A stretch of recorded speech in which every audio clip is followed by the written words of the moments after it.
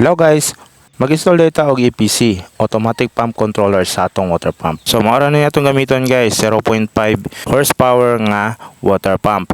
Ang purpose ng EPC guys, mao na siya mag-automatic shut off sa atong water pump. So ang pag-install ani, tanan kinahanglan nato na ibaw-an kung unsay mga gamit niya. Like kanang foot valve. Ang foot valve guys, mao na siya atong ibutang dito sa pinaka ilawom sa tubig diri sa atong tabay. So kung imong mapansin, tanawa ang atong tubo is masudlan na siya og tubig. So nisaka ang tubig, so mao na siya higupon sa atong water pump.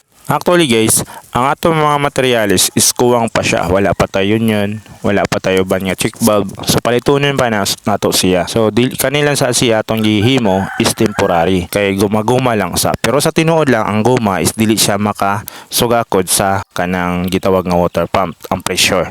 So ang pressure niya guys is kusog jud kayo siya kay uno ang atong higop din at ang atong distribution is 1/2. So ang pag-install sa kanang EPC is direct lang nato gikan sa water pump. Kunya isunod nato og install lang elbow.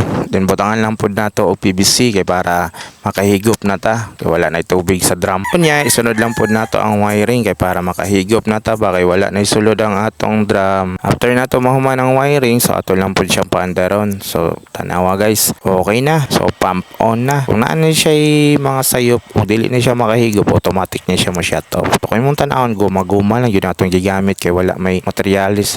So success. Kusog na kayong agas guys. 60 to 70 meters gikan sa deep well. Daghang salamat guys sa mga nitanaw sa akong video. Kung naamoy mga pangutana, comment lang. Kaya ato lang istoryahan.